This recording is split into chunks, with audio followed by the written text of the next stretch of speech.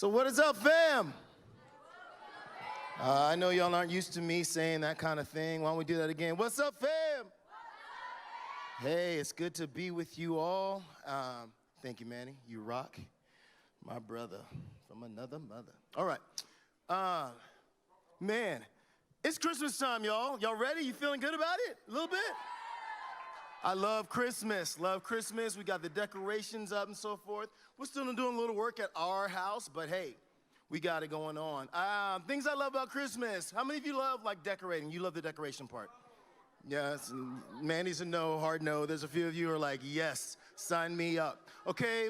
What about like around Christmas time, like the baking comes out, right? You got gingerbread cookies and things like that. How many of you love doing that? I like eating them, yes. Yep. Okay. Okay. How many of you really like actually gift giving? Like you love the process of like going and finding that gift, wrapping it, and next thing you know, all right. Okay. That's awesome. One of the things I love about Christmas season is caroling. Yeah, I know, all right, caroling. I haven't done it in a very, very long time, but in my younger adult days, that means I'm an old adult, bruh, but hey, here we go. In my younger adult days, we would do that with students in Houston. And so I would love for you to come Christmas caroling with me right now. This is what we're gonna do, okay? So what we're gonna do, we are going to go Christmas caroling at Adam's house. Okay. And here's how it's gonna work. Since no one has a big enough car for us all to go, we're gonna FaceTime Adam because he is unable to be with us. And, yeah, I know, oh. And we're gonna sing like one thing of joy to the world for him and just tell him we miss him and Merry Christmas. Y'all with me? Yeah. All right. But not yet, Manny, but I love the excitement. Adam! Hey, say that again. Hello, my friend. Yes, Adam, y'all, say what's up. Yes. Hey, man, we're missing you, and we wanted to bring some Christmas spirit, so we're all going to sing you a Christmas song. All right, he's blowing kisses at you, and Manny is jumping the gun. So here we go. Ready?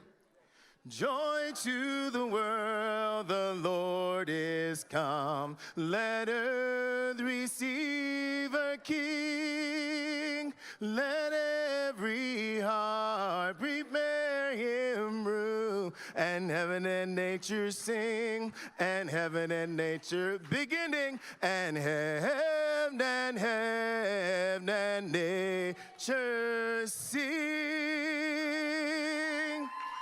Yeah! Everybody say, Merry Christmas, Adam! Merry Christmas, Adam! We love you, brother. Can't wait to see you soon. Love you guys. Thank you so much. Merry Christmas. All right. Thanks, Adam. Have a good night, bro. All right, that was fun. Love that. Oh, man. Christmas time. Let me have your attention for a little bit. Christmas time, preparation and anticipation. We talked a little bit about the preparation. If you were like me when I was younger, man, I woke my parents up at dark 30 trying to get them, you know what I'm saying? How many of you still do that? Yeah, okay, a few. Right, I'm one of those parents being woken up now, so hey, it comes back to you. Here's what I want to let you know. In that last song that we sang, Joy to the World, let's put those next lyrics up if you don't mind. It said, joy to the world, the Lord is come. Let earth receive her King. Let every heart prepare him room. Everybody say, prepare him room. One more time, prepare him room. All right, there's preparation. What we're gonna do real quick is we're gonna take a look at 3 different instances where people were preparing to make room for Jesus, okay? And so we want you to kind of follow along with those. And so this is the first group, and I'm gonna fly because as we're doing this, I want you to hear these things, but then we're gonna have an activity that I think is gonna really help seal it together, okay? So we're gonna put that next slide up. This first crew here, all right, if you don't know, the lady on the horse with the little round belly, that's Mary, okay? She's very prego. The guy standing there like, I don't know, is Adam. That's not Adam, Joseph. I went way back to the beginning, didn't I? My bad. Okay, so that's Joseph. The guy there, we don't know his name. We just call him the innkeeper, okay? So in case you don't know, backstory, in this time, Joseph and Mary have gone to Bethlehem because there's a census being taken. Rome needs to know where everybody is, who they are, and so forth. So they have to take a trip back to their hometown, which is Bethlehem, from wherever they went. So they get on there, and they get on his whip called the donkey, and they go on their way, right? When they get there, Mary's due. And she is ready. I don't know. She's like, it's time. I don't know what she's doing, but everybody knows it is time, okay? And they're trying to find a place where they can have this baby. It's not like a hospital is around the corner or things like that. And so they're trying to find lodging for that and place for the baby. And so I imagine this conversation with the innkeeper. He's like, I don't have any room. It's all booked. Everyone's in here. I can't put somebody out. But he sees a desperate situation, right? And in my mind, I imagine from this picture, like he's standing there like this right now, kind of got that, oh my goodness, this is a terrible scenario. I feel like he turns his hand and he eventually says, come in. Just as, matter of fact, everybody put your hand up like this. And say, come in. Turn to your neighbor and say, come in. Turn to your other neighbor and say, come in. See, the innkeeper had a decision to make.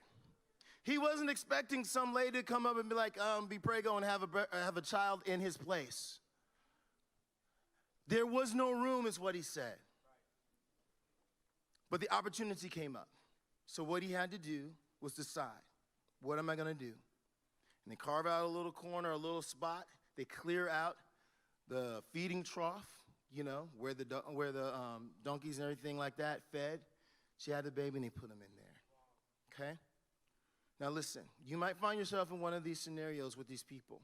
Maybe you're one of those that you've been coming a little bit, you're kind of interested in this Jesus thing, kind of checking it out. Most of you come with your friend and so forth. It's a good time. We're glad that you're here. And your life may be packed with all sorts of stuff. And what we're wondering is if you might take the posture of going, when Jesus comes and you're given some information, you're like, I don't know, just carving out a little space and go, hey, come in. Just come in, okay? So that's the first one. We're going to move on to the next instance, if you don't mind. Next picture. All right, these three gentlemen there are shepherds. We don't know how many shepherds there were. We don't even know if they were men. But that's what the picture is, so that's what we're going with, okay? And so the shepherds, they're keeping the watch for sheep at night, okay? They've got the night shift. I don't know if they love that or not, but in nighttime, all the things that want to eat sheep come out. Make sense? And so they're out there doing their job. While they're out there doing their job, angel comes along, poof. Hey, what's up? There's a baby born in Bethlehem. He's Savior and Messiah, which would have been big news for them because they were all Jews and Israelites, and they have heard about the Messiah coming for a long time. Rome is in charge, and everybody wants Rome to be gone, and so the Messiah was going to make things better. And so they hear the angel. They're out with the sheep, not expecting angels to show up, you know what I mean? And so after that, big angel band comes up. They start singing a song. They do their whatever they're going to do, poof, and they're gone. And they're the shepherds having to deal with, okay, so what do we do with this? They've got a job, obviously. Sheep need tending. But they've heard this magnificent story. And I don't know if they huddled up or whatever, but I feel like one or a couple of them went, you know what? And they probably pointed to Bethlehem and said, let's go see. Can you do that? Point like this? Like off in the distance, that thing that you want to get to, and say, let's go see. Say it again, let's go see. All right, so they have to make this decision. They decide to do that. I don't know what they did with the sheep. I don't know, they put some rocks around them. And I don't know what they did, but hopefully they secured the sheep, but it doesn't really matter. They left what they were doing. They decided to go into town to see what the angels have said. Now, maybe you find yourself, and this may be many of you in the room, or many of us in the room, where you've been a part of church your whole life. It's like almost all you know.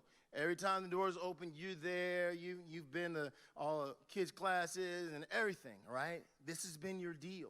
And you're kind of going along and doing your thing, and everything seems fine. You're just going to school, going to work, doing family, this and that and the other. And every now and then, somebody brings up something that's new about Jesus, or some sort of information, or tells you about Jesus that kind of hits you in a different way.